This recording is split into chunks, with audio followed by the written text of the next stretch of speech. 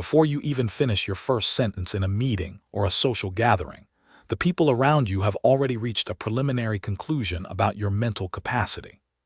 Cognitive psychology refers to this phenomenon as thin slicing, which is the brain's innate ability to find patterns based on extremely narrow windows of experience. Evolutionarily, we are hardwired to assess the competence and intelligence of others almost instantly because, for our ancestors, miscalculating someone's ability could be a fatal error.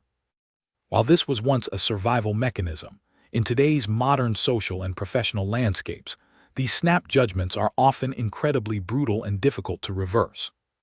Interestingly, these judgments aren't usually based on your actual IQ score, your college degree, or even the technical accuracy of your facts. Instead, people look for specific social cues, behavioral red flags, and mental habits that signal a fundamental lack of depth or reasoning ability. If you inadvertently trigger these psychological red flags, your credibility can evaporate long before you ever get the chance to showcase your true potential. In this video, we are diving deep into the 5 brutal signs that lead people to instantly see you as unintelligent, according to social and cognitive psychology. By understanding these triggers, you can avoid the common traps that lead others to underestimate your mind and start projecting a genuine sense of intellectual authority. The first and perhaps most immediate sign of perceived low intelligence is speaking with absolute, unwavering certainty about topics you clearly do not understand. Psychology shows that the least competent individuals often possess the highest levels of confidence, a phenomenon famously known as the Dunning-Kruger effect. This cognitive bias occurs because when someone lacks knowledge in a specific field, they also lack the metacognitive tools required to recognize their own incompetence. To an outside observer with even a moderate level of expertise, this mismatch between your confidence and your actual knowledge is a glaring, neon-lit red flag. When you assert falsehoods as absolute truths, it suggests to others that you are unable to distinguish between fact and opinion, or between hearsay and evidence. It also signals a lack of intellectual curiosity. Rather than seeking to learn, you are seen as someone who is merely performing the role of an expert. True intelligence is characterized by a cautious, nuanced approach to complex or unfamiliar subjects, acknowledging that reality is rarely black and white. The consequence is an immediate and often permanent loss of respect from those who actually possess the depth of knowledge you are attempting to mimic. Ultimately, instead of appearing authoritative, you simply look like you lack the capacity for the self-reflection needed to realize what you don't know. The second sign is the inverse of the first. It is the refusal to admit when you lack a specific piece of information or don't understand a concept. Many people mistakenly believe that saying, "I don't know," makes them look uninformed or even dim-witted in a fast-paced environment. However, research in cognitive science suggests the exact opposite is true for individuals with high cognitive ability and genuine expertise. Psychology calls this intellectual humility, the recognition that one's knowledge is finite and that their perspective may be incomplete or even flawed. Studies show that high-intelligence individuals are significantly more comfortable with uncertainty and are less likely to feel threatened by their own gaps in knowledge. They prioritize the accuracy of the outcome over the immediate social need to appear right or smart in front of a group. When you try to fake knowledge, you inevitably create logical inconsistencies and holes in your arguments that observers will eventually detect. The real-life consequence is that you appear insecure and defensive rather than authoritative or capable of high-level collaboration. Smart people value the search for truth more than the temporary ego boost of having the answer, regardless of whether that answer is correct. Admitting you don't know something is often the clearest signal that you have the intellectual capacity to actually learn it. 3. Failing to adapt your level of detail, tone, or complexity to the specific person you are speaking with. Cognitive psychology labels this the curse of knowledge, a bias where we unconsciously assume others have the same background information that we do. Using overly dense jargon or specialized terminology when a simple, elegant explanation would suffice is frequently interpreted as a sign of low social intelligence. Conversely, over-explaining basic concepts to an expert in that field, commonly known as mansplaining or patronizing, signals a massive lack of situational awareness. Research suggests that truly high-intelligence individuals possess cognitive flexibility, allowing them to translate complex ideas across different levels of understanding. If you cannot explain a concept simply, it often suggests that you don't actually understand the core principles well yourself. The real-life consequence is that your audience feels either alienated and confused or patronized and annoyed, neither of which builds a reputation for brilliance.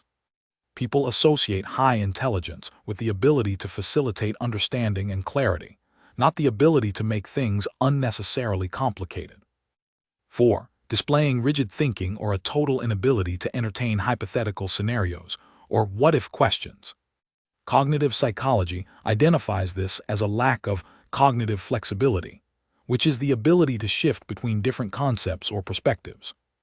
When you struggle to engage with a hypothetical situation, it suggests a lower capacity for abstract reasoning and creative problem-solving.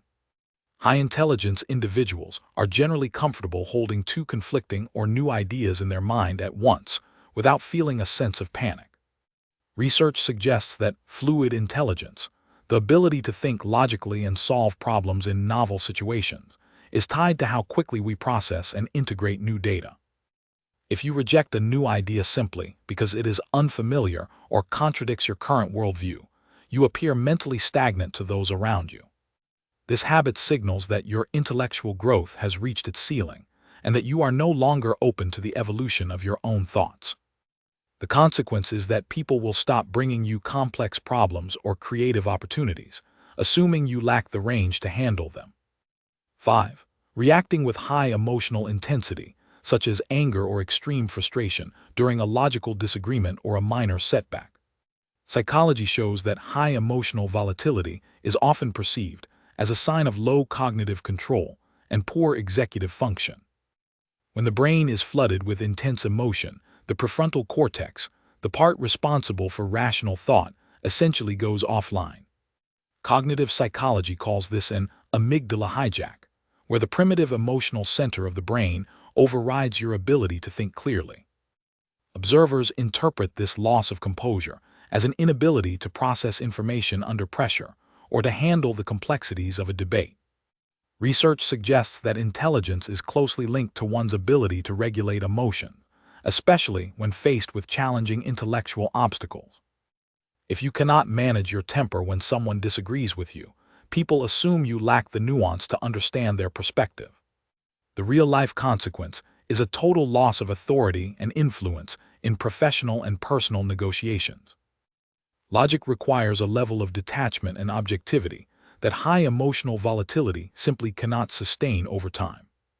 Beyond emotional outbursts, the simple inability to control your basic impulses signals a significant lack of mental discipline and foresight. Research suggests that impulse control is a core component of executive function, which is a major predictor of overall general intelligence. When you constantly interrupt others or finish their sentences, you signal that you are unable to inhibit your immediate social urges in favor of listening. Psychology shows that high-intelligence individuals are significantly better at delaying gratification and withholding judgment until all the facts are presented.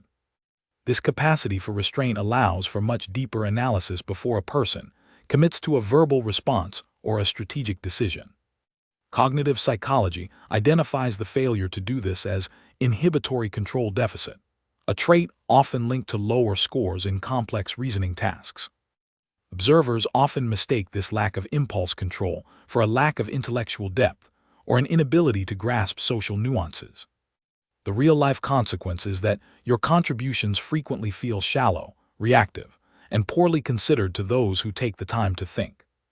4. Relying heavily on clichés, corporate buzzwords, or the verbatim repetition of popular opinions you've heard on the news or social media. Psychology suggests that original thought and deep understanding require a process called cognitive synthesis, the ability to merge different ideas into a new whole. When you only use what psychologists call buzzword soup, it signals to others that you haven't actually processed the underlying mechanics of the information. Research shows that high-intelligence individuals tend to prefer precision and custom phrasing over popular, ready-made labels. Mimicry is often a subconscious defense mechanism, used to blend in when someone feels intellectually outmatched or unsure of their own footing. However, cognitive psychology calls this shallow processing, and it is easily detected by those who are thinking more critically about the topic at hand. The consequence is that you appear as a mere echo of the crowd, rather than a genuine contributor with a unique perspective. People eventually stop asking for your perspective because they already know what the generic consensus looks like, and they don't see value in hearing it repeated. While echoing others can occasionally be a useful tool for building rapport, it often functions as a psychological trap for those trying to hide their confusion. Psychology identifies this as the chameleon effect, where individuals unconsciously mimic the nonverbal behaviors and verbal patterns of their peers. In healthy social contexts, this creates a sense of group harmony and trust, signaling that everyone is on the same page. However, when used to mask a total lack of comprehension, the effect becomes transparently hollow to an astute observer. Research suggests that humans are remarkably good at sensing when someone is nodding along, without truly processing the data being shared. If you simply agree with every single point made by others, you signal that you have no independent logical filter or critical thinking skills of your own. High-intelligence individuals are expected to challenge ideas, provide counterexamples, or at least ask clarifying questions when things aren't clear. The consequence of excessive mirroring is that you are seen as a yes man or a follower, rather than a thinker who can lead others through complex information. 5. The final and perhaps most telling sign is waiting for your turn to speak, instead of actively listening and processing what is being said. Cognitive psychology shows that active listening requires significant mental energy to decode information and integrate it into your existing knowledge base. If you are merely waiting for a gap in the conversation to insert your pre-planned comment, you will inevitably miss critical nuances and context. This leads to responses that are slightly off-topic or that repeat points that have already been addressed, making you appear out of touch or slow to follow. Research suggests that intelligence is strongly correlated with working memory, the ability to hold and manipulate information in real time. A failure to ask intelligent follow-up questions signals a failure of this working memory and a lack of analytical curiosity. True intelligence is often more visible in the questions you ask than in the answers you provide, as questions reveal the depth of your processing. The consequence is that you are seen as someone who is present but not engaged, leading others to conclude that you lack the capacity for high-level synthesis. Once someone observes one or more of these signs, a powerful psychological phenomenon known as the horns effect begins to take hold. This is a cognitive bias where one negative trait or behavior colors a person's entire reputation, leading others to assume they are incompetent in all areas. If you are perceived as unintelligent in a single interaction, people will start to interpret your future actions through that same negative lens. Conversely, the halo effect works the opposite way. When you project intelligence early on, people are more likely to forgive your mistakes and assume you are competent. Research suggests that these biases are incredibly difficult to break because they operate at a subconscious level within the observer's brain. This is why mastering the social cues of intelligence is not just about faking it, but about removing the barriers that prevent your true depth from being seen.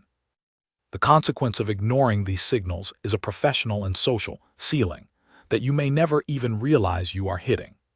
By actively monitoring your mental habits, you can shift the narrative and ensure that the thin slices people take of you are accurate and impressive. In the end, intelligence is not just a static number on a test. It is a set of active habits, a way of engaging with the world and the people in it. We have explored how thin slicing and cognitive biases like the Dunning-Kruger effect can lead others to make snap judgments about your depth. The 5 brutal signs we discussed, overconfidence in ignorance, inability to adapt, emotional volatility, reliance on clichés, and poor listening, are all fixable mental habits. True cognitive depth comes from the courage to admit what you don't know and the flexibility to see the world from multiple perspectives.